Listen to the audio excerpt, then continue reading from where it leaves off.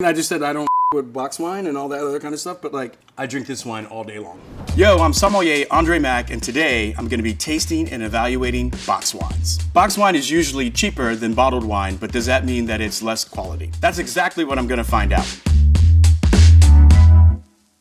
It is possible to make good wine and to put it into a box, but most winemakers are artists and they feel like their wine deserves a better vessel. But those things are changing and you're gonna see a lot more of those things in the future. I'm gonna be taking a look at red, white, and rosé box wines. Let's start with the reds. First up, we have black box Cabernet Sauvignon from Chile. This is a 3 liter, so this is 4 bottles of wine. It's a lot of wine. It's got a vintage on it, that's a great thing. I believe this was one of the first ones that marketed themselves as premium wines. All right, I'm gonna open this up. That's actually fairly easy to get open here. Voila. All right, I think we're ready to rock. Ooh. Lots of violets, lots of leather, a little bit of green pepper. I brought my little spittoon with me today. It's got pretty decent acid, pretty good structure. Seems just a tad light for Cabernet, but overall, not bad at all. Wines from Chile are considered New World wines, right? So those are wines that come from very warm areas that kind of lead more with fruit flavors. There's something a little off that tastes slightly chemical. It's really hard to tell what that comes from. Generally speaking, by law, you're allowed to add over 100 different products into wine. Sometimes they add, Omega Purple 13 for color, and that's why there's this big push for labeling on wines like you have on the back of food. This box is 4 bottles of wine, and it says that it stays fresh up to 6 weeks. I think that's one of the other benefits of box wine, longevity. It's a living, breathing thing, right? So once it's exposed to oxygen, it starts to deteriorate and starts to break down. Something like this comes in this bag and it has this pressurized thing, so it lets the wine out and no air in, and that really preserves the wine, and that's why it could last for 6 weeks. Also, I opted not to use the traditional rating system of 1 to 100 and replace them with emojis. So I'm gonna give this wine a swirly eye emoji. I'm not gonna rush out to go buy it or anything like that, but it's like, oh wow, like, that's interesting, like, swirly eye. Next up, we have Herisson Vin Rouge, and this is 2019. See, we're getting better. Like box wines before didn't even have vintage dates on it. At least that's a step in the right direction. The absence of a vintage means that the wine can be from any year. And the whole thing about wine is that it's an expression of a time and place. If you want it to get quality or a sign of quality, is a wine that has a vintage date on it. So this is from France, the Burgundy region of France. This is Pastogram, which is Pinot Noir and Gamay. Looks pretty clear. Smells like Burgundy.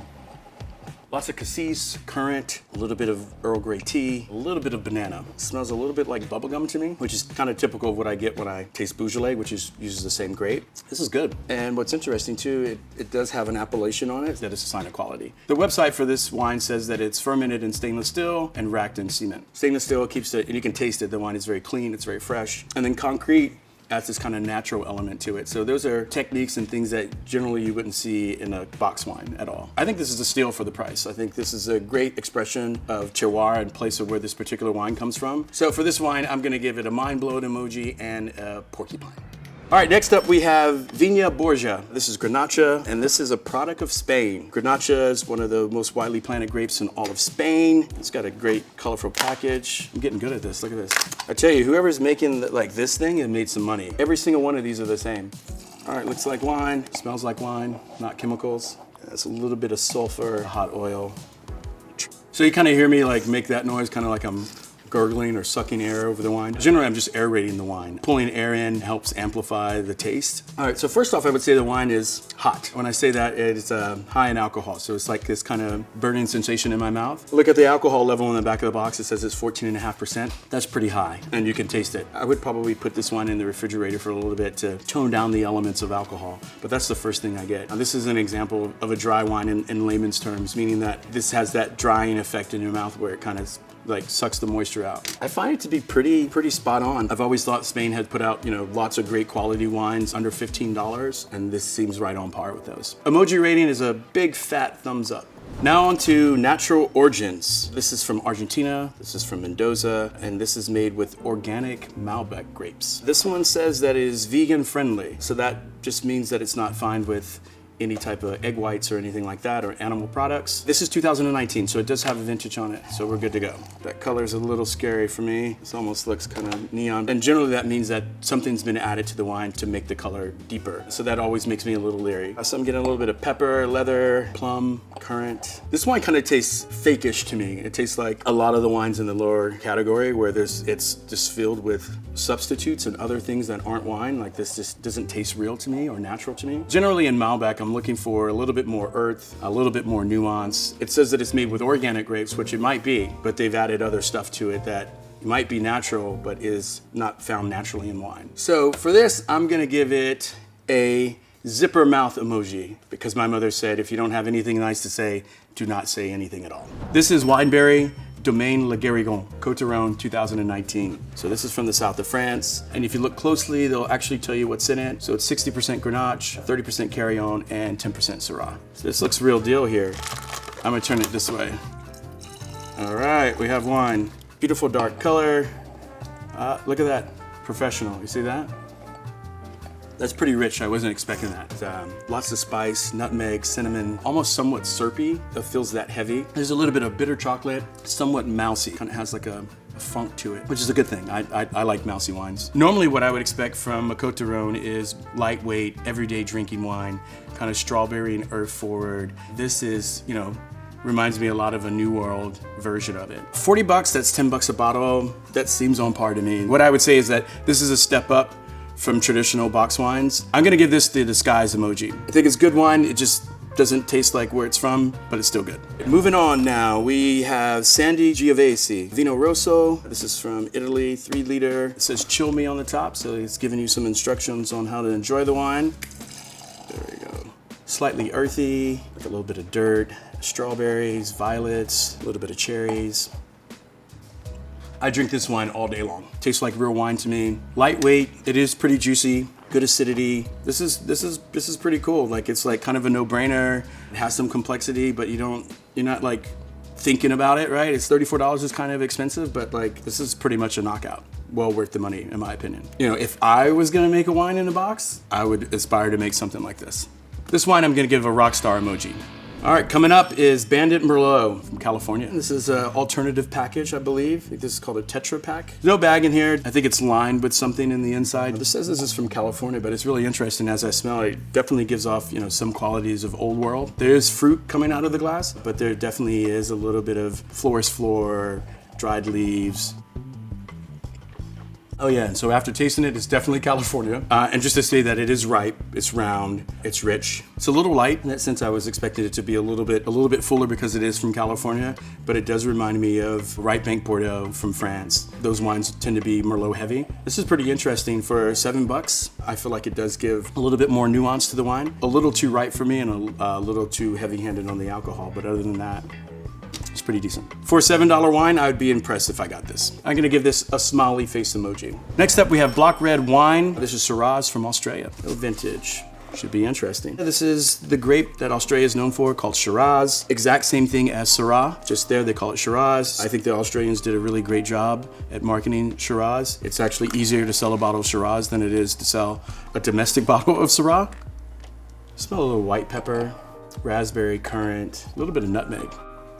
I guess like initial thoughts is wine is pretty alcoholic, heavy in alcohols. That's kind of consuming mostly everything. It almost tastes madderized, so it tastes like it's been affected by heat or drying out. It tastes almost raisiny, and generally you get that from some high alcohol wines. It tastes old, and not old in a good way. It's not pleasurable. So I'm turning it over to look at it. Sometimes it's one way to be able to tell the age in a wine. If you turn it over on its side, as red wines age, they tend to get lighter in color. So if the rim, which is called the meniscus, starts to turn brickish or fade in color, that means that the wine is old. There's really no fading here. It has a watery meniscus rim, which means that the wine is young. That would tell me that the wine is flawed in some way. It seems like it was maybe affected by some type of heat damage or something like that. And that's just me giving them the benefit of the doubt. Generally speaking, Shiraz is a little bit more uplifting, has a little bit more pep in its sap, and a little bit like more like pepper and like these undertone notes to it. This just tastes, you know, like psh. I'm gonna give this wine a Pinocchio nose emoji. Nice try. Next up, we have the Bota box, and this is Nighthawk Black. This is their Lush Pinot Noir. Bota is from the traditional Spanish goat skin pouches that used to carry wine. This is 50 wine enthusiasts best buys, and they have over 50 gold medals. Let's see if it stands up. Smells a little dank, a little wet cardboard. That's not drinkable. What else? What else you want to know? What else you want to know, bro? I'm not tasting it again. I'm seriously. I'm not trying to be. I'm not. To each his own. The wine really tastes manufactured. It feels like it came out of a lab and less out of a winery. And it does lead by saying that it's lush, so it does feel plush in a way. But Pinot Noir is supposed to be elegant, sophisticated. This is from the other side of the tracks. That's why I never pay attention to awards. Like, they're sent off to people who are tasting thousands of wines over 2 days, and maybe this wine is just better than the next one. So $19, this wine's not worth it. Save your money, there's better wine out there. Now let's move on to rosé. We have Franzia. This is called Sunset Blush. I've been waiting all my life for this. This is kind of famous, huh? I've seen people dressed up in Halloween costumes. It says 34 glasses. I like that. All right, Sunset Blush, here we go. It smells like cotton candy. It's slightly grassy. It's no real acid. It's kind of all up in the front part of my palate. It's not cloyingly, like overly sweet and thick, but it just feels like it's sweet for no reason. When I taste the wine and kind of put it in my mouth, I'm trying to see if it coats the inside of my mouth, how long it lasts. All those things are kind of a sign of quality. And so when I say it's in the front part of my palate, that's just another way or a roundabout way of saying that the wine has no finish. It just kind of just shuts down and you don't get anything on the back end. If you like sweet wine, $13, this could be your jam. I'm gonna give it this squiggly face, kind of squiggly mouth kind of thing. So next up we have Vrac. This is Rosé 2020, and this is from the Mediterranean, France. All right, that looks like rosé, pretty pale. Smells a little fishy, a little bit of raspberry. So very dry. There is a little bite of alcohol to it. Actually, this is interesting. It says anywhere from 12 to 14% alcohol. Thinking that it's probably leaning more toward the heavier side. This is a dry style rosé that's heavy-handed on the alcohol, that doesn't have really much to give fruit-wise besides that. So for this wine, I'm gonna give it the thinking emoji, the Not sure what's going on here.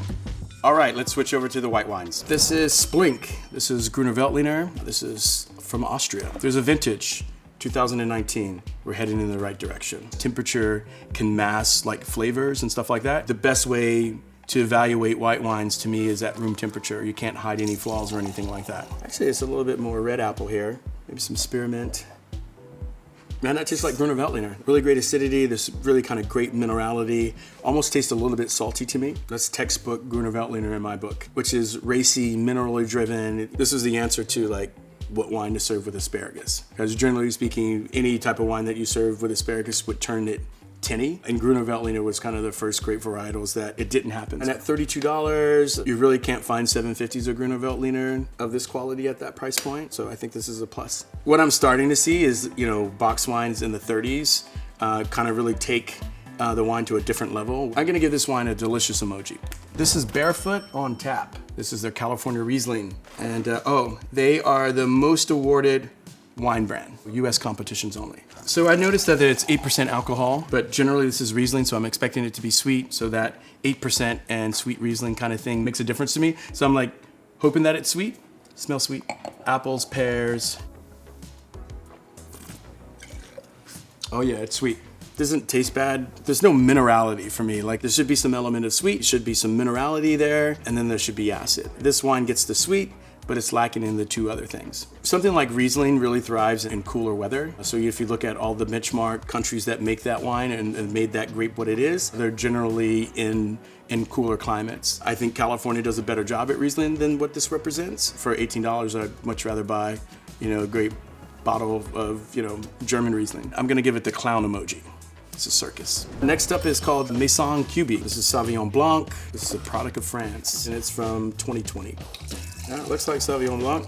Smells like Sauvignon Blanc. I always think of Sauvignon Blanc as being one of the most distinctive smelling wines in the world. As soon as you smell it or know what to smell for, you automatically know what it is. So this is like just really grassy, herbaceous, followed by a little bit of like grapefruit, not a lot.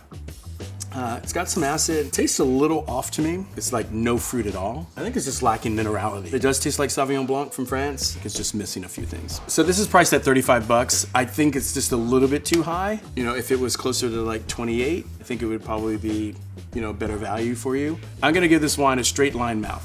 All right, so next up is the Big Sipper. This is California Chardonnay. No vintage. This is a little bit bigger than the standard boxes that we've been looking at. This is a 5 liter. Do you think it's gonna be buttery and oaky from the packaging? It smells like Chardonnay. It smells like oak, vanilla.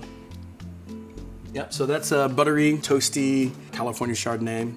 At $13, I don't think that's a bad version of that. It's not greatly made, right? Like but it's not also like poorly made. Does it give the effect of California Chardonnay? Yes, it does. That's very boring to me, and the wine, it just doesn't give anything. I think there's probably more exciting Chardonnays out there at that price point. Shh, I'm gonna give it the shh emoji. I wouldn't tell anybody about this. Next up is Folk Machine. This is called B.Y.O.B, and this is California Sauvignon Blanc. This is a standard, I guess the 3 liter box. More on the floral side, less on like the kind of grassy notes. It's kind of flabby, right? So it's no acid, no lift. Unfortunately, I believe that this wine has been damaged in some way through heat or something of that effect. Unfortunately, I'm not able to review this wine. Here's another box. Let's see if it works. It smells like fruit cocktail. You know, a fruit cocktail you open in a can, that's what it smells like. At least I didn't smell that on the first one. Not screaming Sauvignon Blanc over the top. This definitely tastes better than the last one. This kind of like this concoction of fruit that wasn't present in the previous box, but the overall style seems to be a little bit muted for me. It's made in a way that there's quality, but there's something affecting it that I can't really put my hand on. I feel like I'm missing something here, and I'm gonna give this wine a teary eye emoji. I guess my opinion has been changed on box wine. It wasn't like I hated them or anything like that. It just wasn't the realm in which I played in. I would probably say that I'm more impressed by that, what's being put in a box. Yeah, the Sandy Giovese by far was my favorite wine of the day. I would buy it and sell it in my store, and I would drink it if it was at a party. I think it just kind of over-delivered on what could be put in a box. Things are on the rise for box wines. I think the quality's there, you have winemakers that care, and I'm super excited about the future of box wine, and you should be too.